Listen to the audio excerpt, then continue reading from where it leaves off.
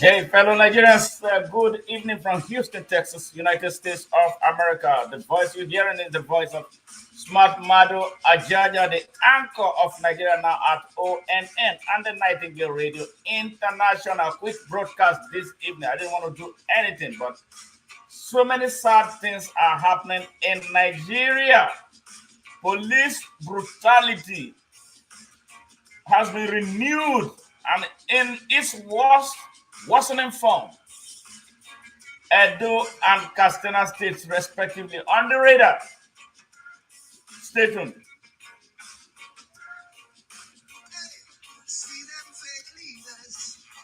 And all these are happening because of the lack of leadership at all levels in Nigeria. Where is the way forward, the people of Nigeria?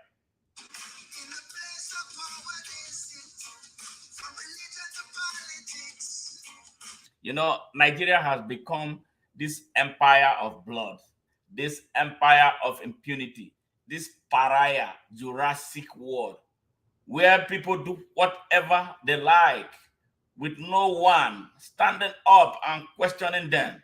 Yes, Nigeria is under siege.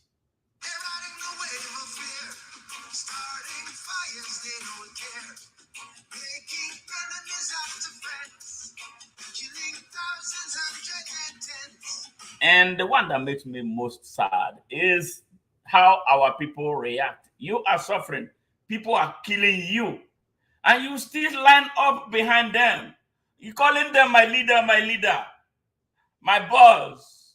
After you, now you they go. Year in, year out, your condition is getting worse. And you don't think it is time for you to get up and stand up. Look at what they are doing to you. Bad leaders.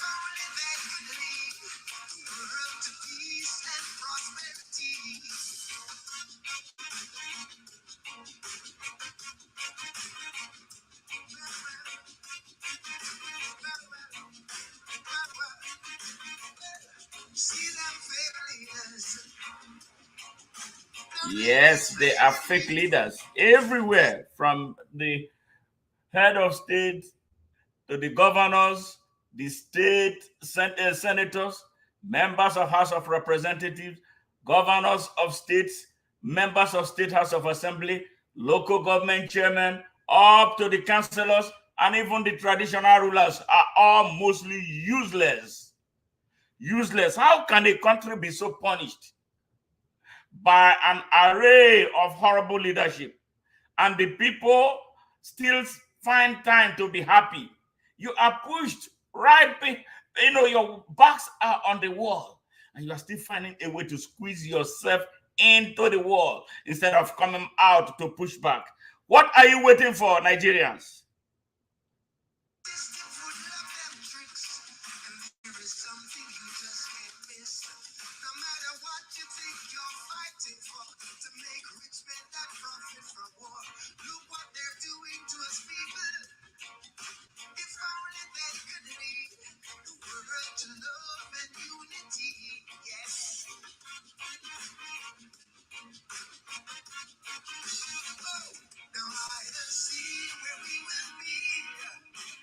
And our people still don't know that some people are robbing them, blind, stealing from them, stealing their future, enough for them to wake up and stand up.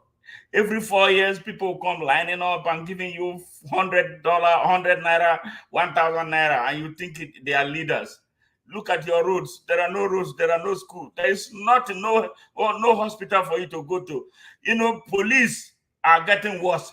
DSS all unleashed on you. And you can't stand up to say, we can't take this anymore. When is Nigeria going to say, we've had enough?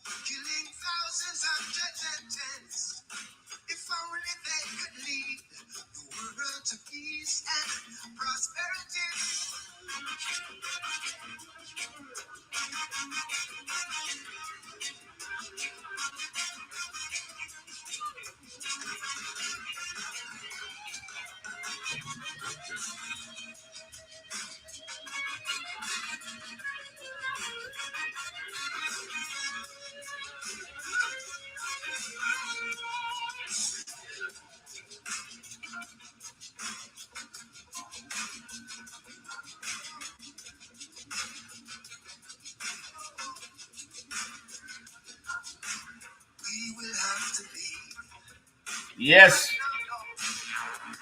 we have to leave. We have to leave. And that's all that is left.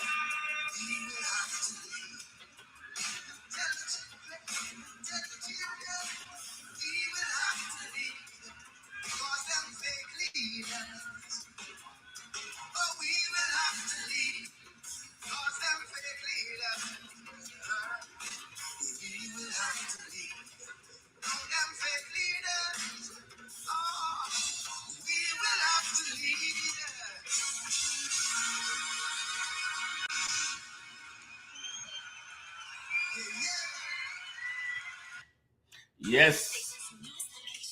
Good evening, fellow Nigerians. This is an emergency broadcast, because of what is happening in Nigeria. Two serious cases of police brutality. It looks like we are back, to the NSAS or the SARS period, where the police, do whatever they like with nobody. But the two that I'm going to report right now are so brazen that you couldn't close your eyes to them. This is sad. What a country. And the reason is not far-fetched, because we have no leadership, period. A lawless country, we breed what? Lawless citizens. And that is exactly what is happening. Like, the country has no leader, no president, nothing at all. So there's nobody to give direction. The people have no sense of direction. So now they are turning on one another. Now I'm going to start with something that happened in Katsina State. A young journalist. There was a case of the police arresting 4 young girls and alleged that they were practicing prostitution. And then she did a TikTok message on her private TikTok account.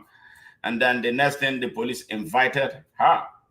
And she went to honor the invitation, and they took her to the Emir's palace. I don't know. I can't understand. That's what I'm trying to understand. What the Emir has to do with this. Anyway, they took her to the Emir's palace. And then they got there. The police officer told the Emir what this young lady was doing. And the Emir ordered that she be remanded in prison custody. Is the Emir the police now? Or who is the police now with the authority? I would expect that the police will take this girl, if they wanted to arrest her, to their station. They didn't need the approval of the Emir. So what is the correlation? What's the business of the Emir in a civil something like this? So here, this young girl's story. So you can, now the young girl is on the run. She's in hiding. Anyway, let her tell her story, because we are an evidence-based organization. So hear for yourself, Nigeria, what Nigeria is turning into. Nigerians, hear what your country has turned into. If you think it's not your business, you will find out how much of your business it is. For you and for all of us to start standing up. Here. Assalamu alaikum. My name is Rokaya Aliyu Jibia. I'm a journalist from Katsina, and I want to share with you my encounter with the police. A few days back, the Nigeria Police Katsina State Command paraded 4 suspect young ladies between the age of 19 to 23, claiming that they are into prostitution. Upon seeing that video, I recorded a TikTok video at my personal TikTok page where I quoted a section in Nigeria's constitution, which I suggested to the police that they should have taken the girls to court until they are proven guilty before parading them to the press. The next day, I received a call from the PPRO Gamba Isa inviting me to the Emir's palace, that the Emir wanted to see me. I was on my way to the Emir's palace when Gamba Isa and his boys came with 4 cars, blocked my way. They dragged me out of my car and they broke my phone. I sustained injury. I think you see, I sustained injury. And they dragged me to the Emir's palace. Operating the Emir's palace, Gamba Isa then narrated to the Emir that I'm responsible for looking down on the police and undermining their authority. I'm also responsible for sabotaging their work. And the Emir asked Gamba Isa or assigned them to remand me. So when I was taken to court, fortunately the Qadi was not around. It was late, so I was taken to area command. After spending like 5 hours, my lawyer was able to secure my bail. I was granted bail that I should come back the next day. The next day, I went back there and I wrote my statement of what happened the other day. I was asked again to come back the next day, which is today. I went there around 11 o'clock this morning and I was hoping that I would be taken to court. Unfortunately, the area commander told me that I will be taken to police headquarters. My lawyer was not there at the time and I was so scared going by what happened between I and Gamba Isa. They assaulted me the other day, so I was scared and I ran for my life. So I'm currently into hiding now because I know that my life is in danger because the police are chasing after me. I hope I'll be granted justice because I was humiliated and I was assaulted by the police. I hope you share my story.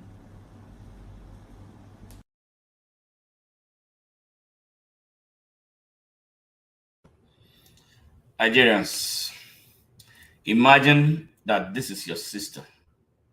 Imagine that this is your daughter. Imagine that this is your niece. Imagine that this is your cousin. And imagine you being in this situation for doing what is right, for doing what is in your line of duty. Now, for you to become the one that is being pursued. You know, so many crazy things have happened in Nigeria in recent time. Cases of people being stoned to death, people being burned to death. This is another one. And she knows why she's scared. She knows why she's on the run. Her safety is not guaranteed. You know, we have this behavior that we suddenly developed that it is not our business unless it is us that are directly involved. But I tell you now, it could be you tomorrow. And it's not too far from you. It could be you tomorrow. What am I saying? It is time for us to start standing up together for people like this. So, hey, whoever know Rukia where this young lady is, and if you are listening to me right now, I decided to do this broadcast purely because of you and another one that happened in Edo. That one is so sad. I don't even know if I'm going to be able to, watch the footage of what a police officer did to a fellow human being, a fellow Nigerian, a human being for that matter, treated like a dog, like an animal. You know, when it happens, when it is us doing this to us, we don't cry. If it's a white man, a Chinese doing this to us, the whole world will stand up. So the whole world needs to stand up for this girl and what you're going to see next. What is the business of an emir? What is supposed to be a civil issue? That is not a traditional issue. Even in Nigeria right now, people have choice. I don't want to go to any traditional ruler's palace for any reason unless I am going there to visit to say hello. No traditional ruler on the surface of this earth can invite me to prosecute me for anything. Go to court. So why is the officer taking a young girl to the emir for them to do what to her? Yeah, that is the problem that we are having in Nigeria. Now, I want to speak to a population in Nigeria, the young people of Nigeria. You know, I've been speaking to you. I've been reaching out to you. You need to stand up. You need to wake up. This is your country. This is your generation. You own this particular segment of Nigerian history right now, but you are not doing enough to seize it, to seize the moment. You have continued to allow yourselves to be pushed left, right, and center without you standing up. Where are you running to? That's your country. You have nowhere else to run than to face Nigeria and take charge. It is because of you a lot of things that are happening in Nigeria are happening. It is because of your docility. It is because of you. You know, looking at it's good to respect elders, but no elder that is not worth being respected should be respected. Your lives are in danger. Your present is in danger. Your future is in danger. The young people of Nigeria, why are you not waking up to take charge? This young lady has colleagues. Where are her colleagues? And she's from a particular part of Nigeria where women are so repressed. The people of the North, especially the young people in the North, you are not doing enough to assert your citizenship of Nigeria. They keep you in that corner, call you Northerners. They call you Northerners in order to be able to continue to control you, to continue to repress you.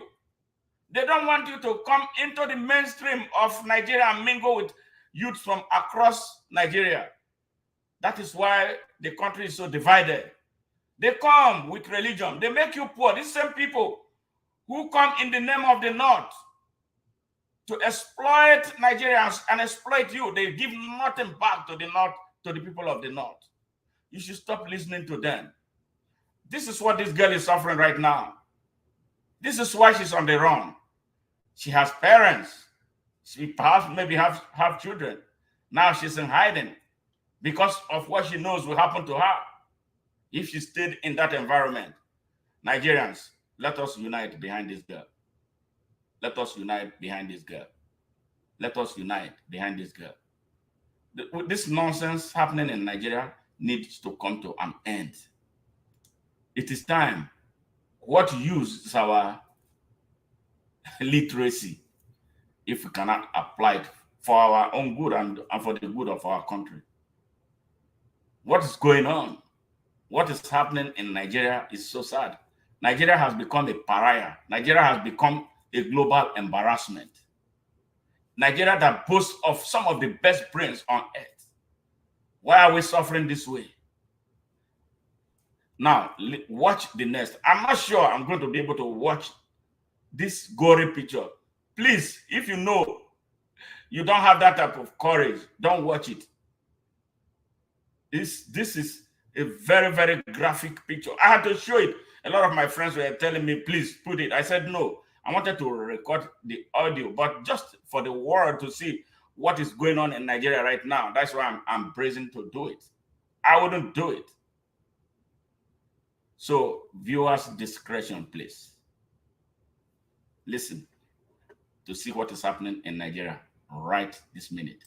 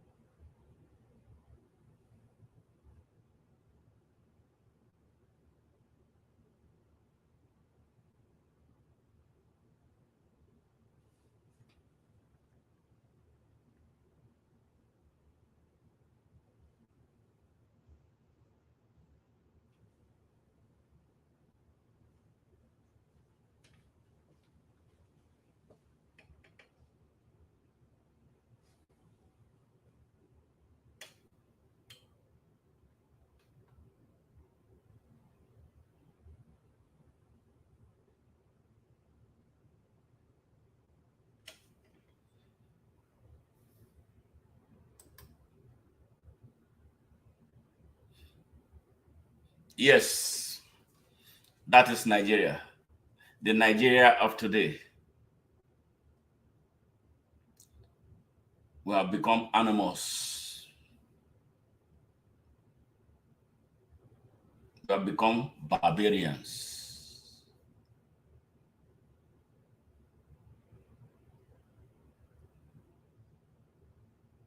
This is sad. So sad for a country. So sad for Africa.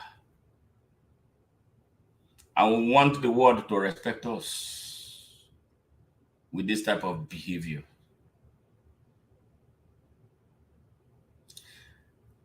This is Nigeria, where people went to vote on February 25th, 2023.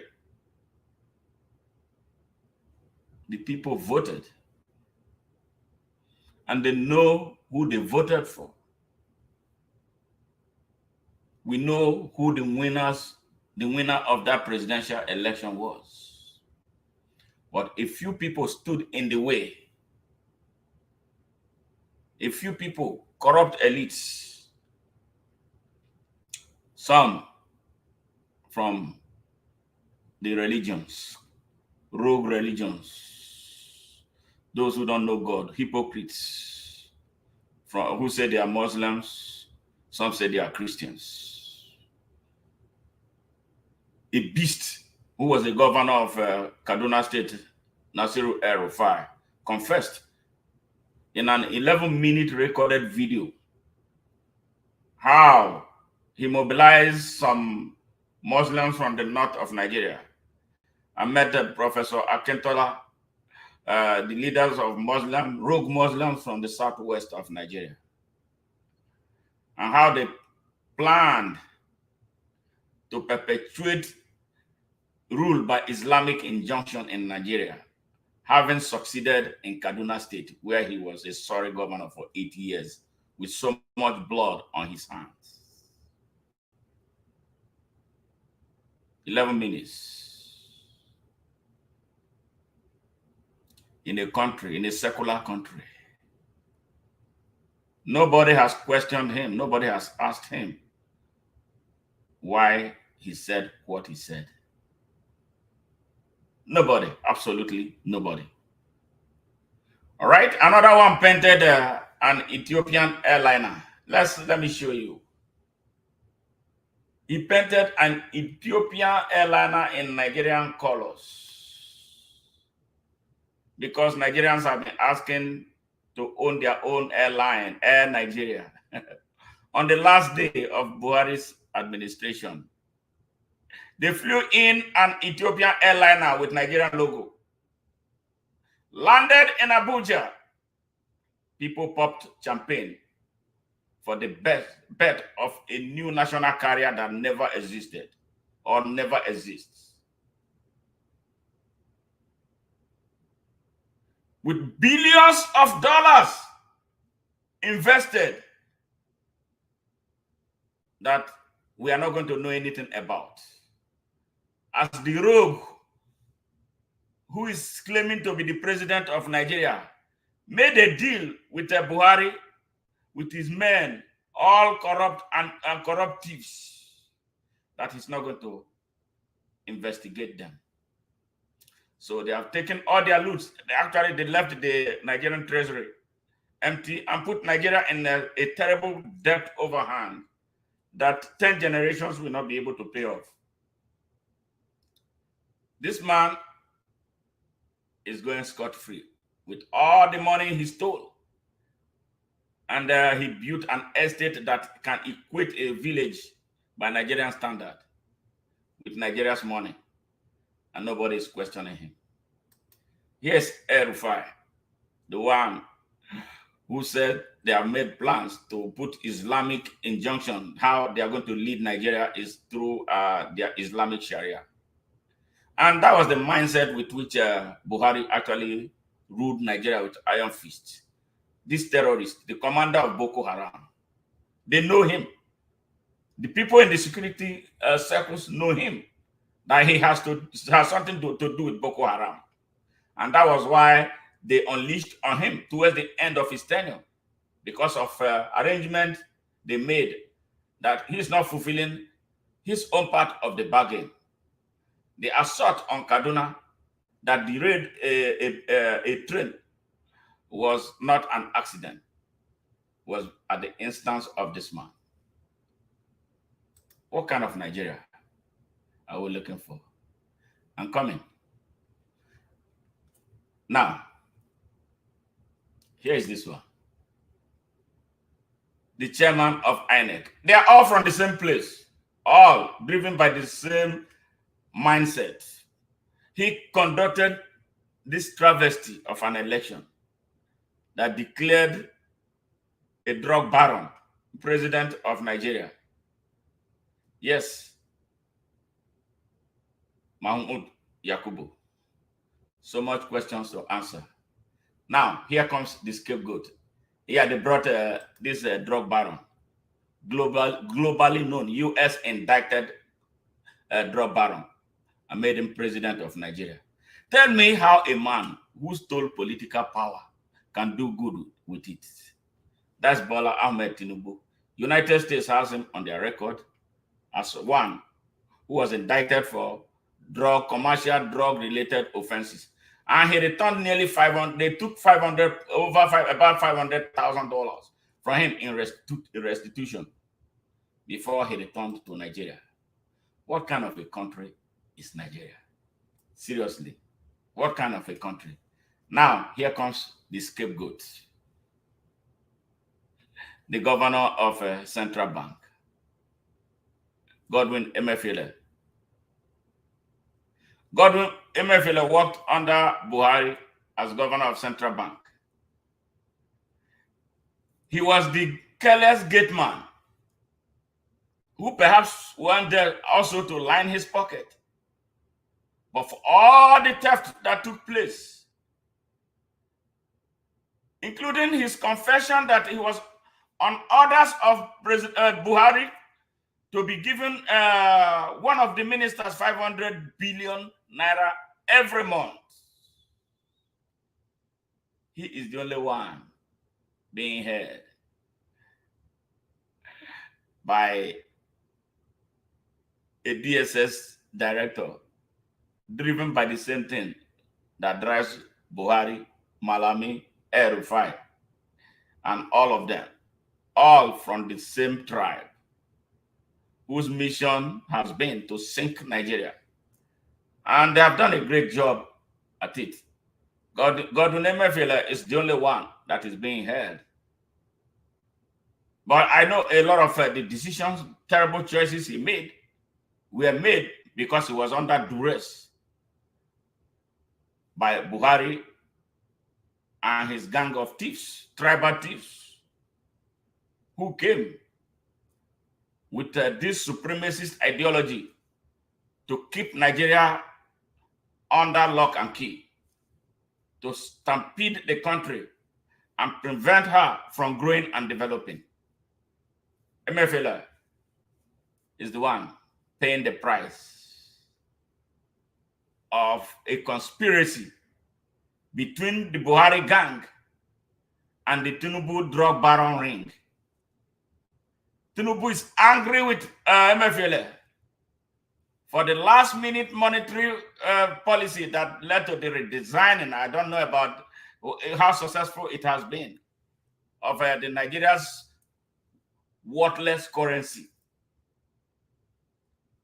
He felt pissed because he didn't have enough access to cash to do eventually what he did, buying off the corrupt, mostly corrupt traditional rulers in Nigeria, buying off rogue religious leaders, buying off rogue youth leaders and student union leaders, buying off his accomplices in the organized corporate Nigeria. You see all the people lining behind him, buying off some rogue intellectuals like Worsening and the rest of them. This is how terrible. And then making the presidential contest, reducing it into a near tribal competition.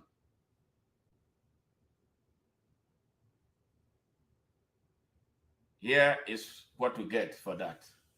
We have not seen anything yet. But one thing I'm sure that is going to happen is that this thing will boil over and Nigerians will take their country. I see it coming. It might be a little late, but I don't see anything that will stop it from happening. I'm not seeing anything that will stop Nigeria from happening. If the Supreme Court or the election tribunal will not muster the type of courage the Kenyan Supreme Court mustered in 2017 to nullify the country's presidential election. I am not telling this Supreme Court of Nigeria to nullify.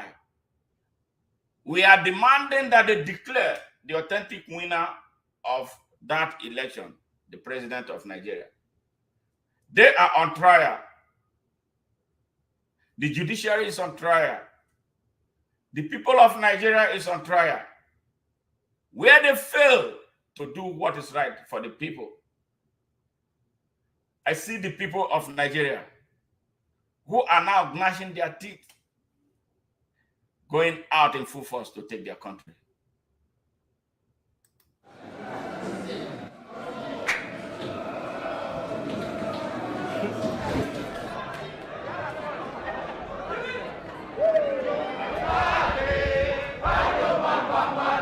Thank you. The presidential election held on 8th August 2017 was not conducted in accordance with the Constitution and the applicable law, rendering the declared results invalid, null, and void.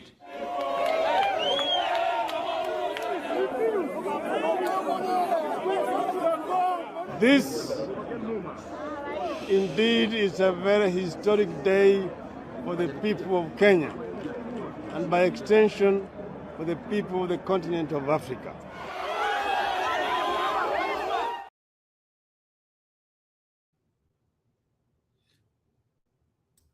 On this note, let me seize this opportunity to respond to a story emanating from a section of the media that the Commission has decided to jettison the uploading of polling unit level results in real time on election day.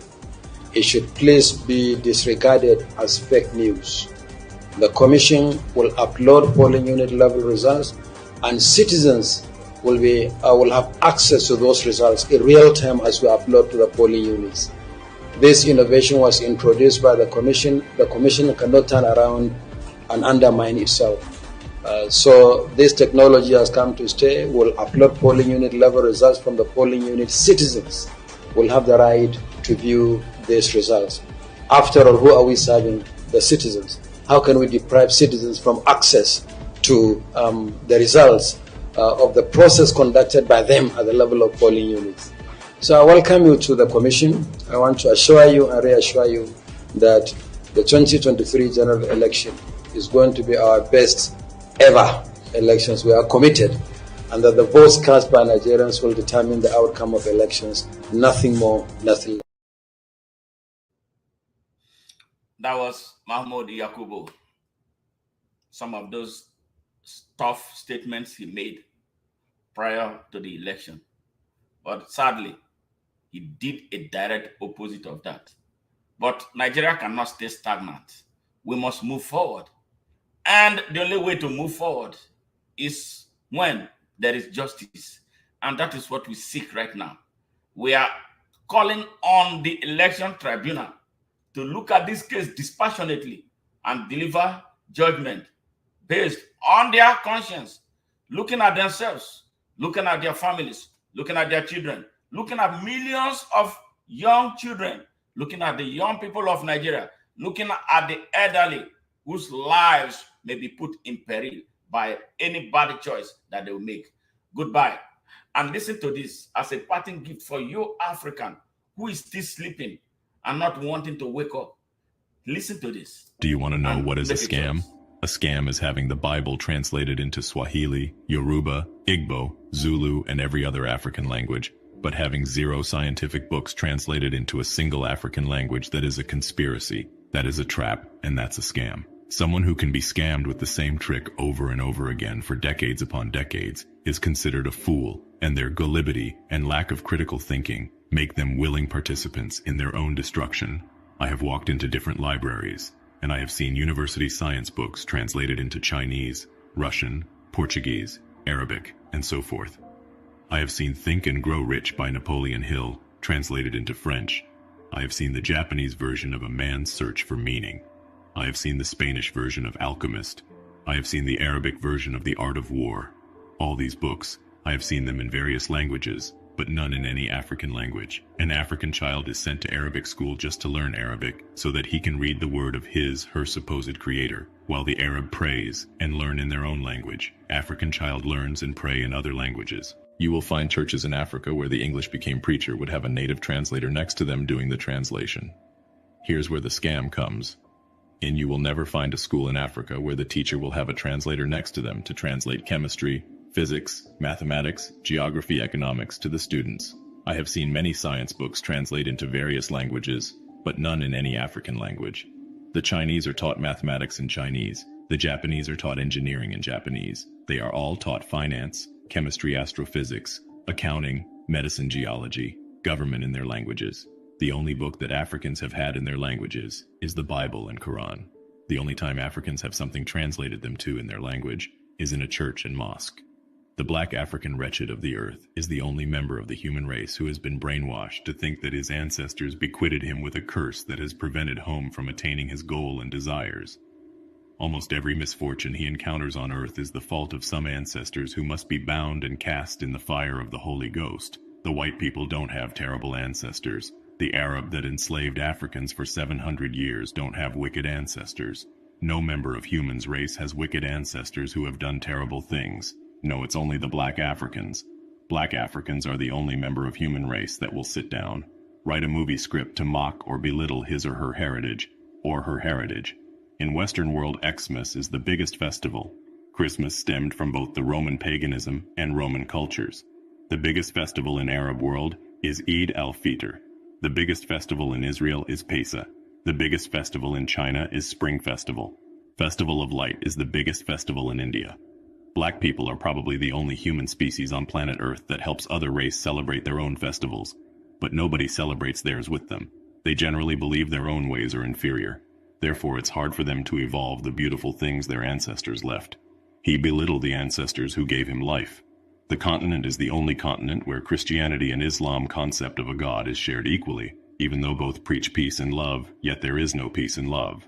When an African man is not praying to a foreign God, he will be treating himself in a foreign hospital, or visiting another man's country for religious purposes, or praying to his own creator in Arabic. He calls another man's history holy book, just because they told him to ask him, what is holy about the book? It's an abomination for him to see the world through his own culture. Slaves weren't allowed to do that. He steals money from his land to keep in a foreign land. His God and his country was created for him. No wonder nobody respects him. The black man is roaming around the world like a tortoise without a shell. He has no backbone, zero identity. No one respect him. He is lynched in Malaysia, incarcerated in Cambodia. He is shot like a dog in the streets of America. Not until we all free our minds from mental slavery, we will be wretched of the world. Welcome to Clarity Revolution. Subscribe to our YouTube for more longer content. For thinkers alone.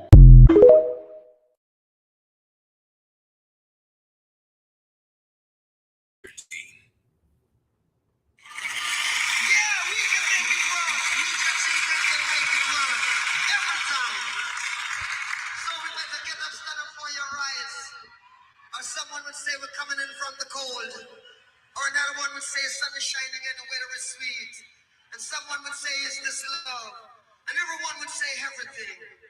Let's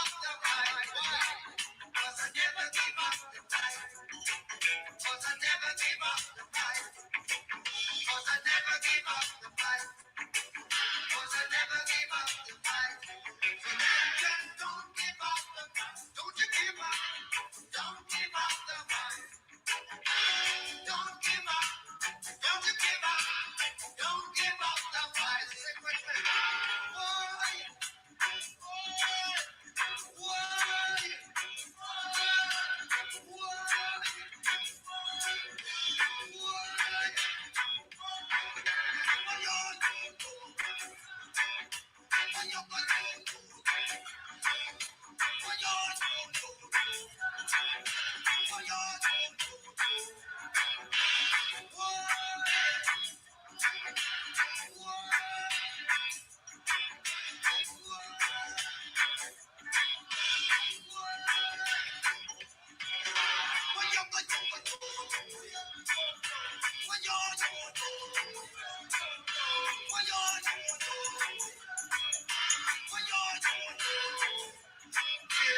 don't give up the fight.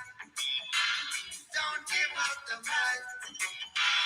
Don't give up the fight. Don't give up the fight. Cause I never give up the fight. I never give up the fight. I never give up the fight. I never give up the fight. We're sick and tired of the schism. Tired of the heaven and the business. We know and we understand. Almighty God is a living man. And you can fool some people sometimes. But you can't fool all the people all the time. And now you see the light. Stand up for your right.